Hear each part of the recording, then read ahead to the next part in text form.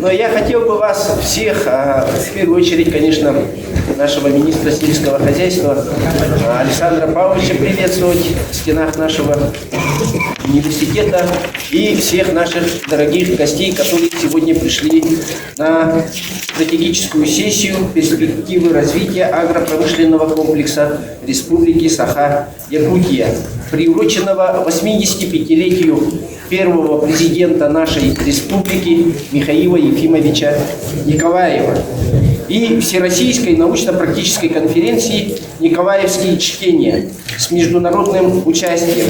У нас в этом году участниками являются школы, вузы, средние специальные учебные заведения, организации и научно-исследовательские институты. Всего входово заявок 49 организаций, всего 49 организаций от разных уголков нашей страны и зарубежья. У нас, если ознакомить вас с работой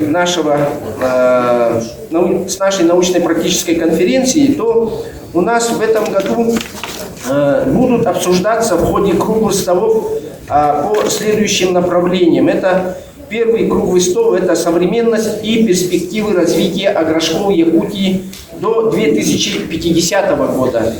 Второй круглый стол – это проблемы и развитие профобразования для агропромышленного и лесного комплекса до 2050 года.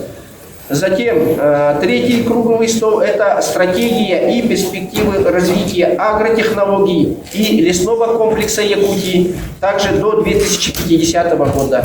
И четвертый круглый стол – это будет у нас концепция создания образцового хозяйства имени Барашкова в селе Качекатцы Хангавасского улуса Республики Саха-Якутия. А также после обеда с 14 часов по программе будет работать 9 секций, а в 16 часов всех ждем на пленарном заседании, где будут приняты резолюции по итогам работы стратегической сессии и конференции. Напомню, что по каждому направлению имеются ссылки для онлайн-подключения, так как сегодня наша площадка работает в открытом формате для всех регионов, участников из России и других стран. И благодарю за ваш вклад в развитие аграрного образования нашего региона, науки и производства. Желаю всем вам качественной, плодотворной работы. Но я надеюсь, что у нас свет будет.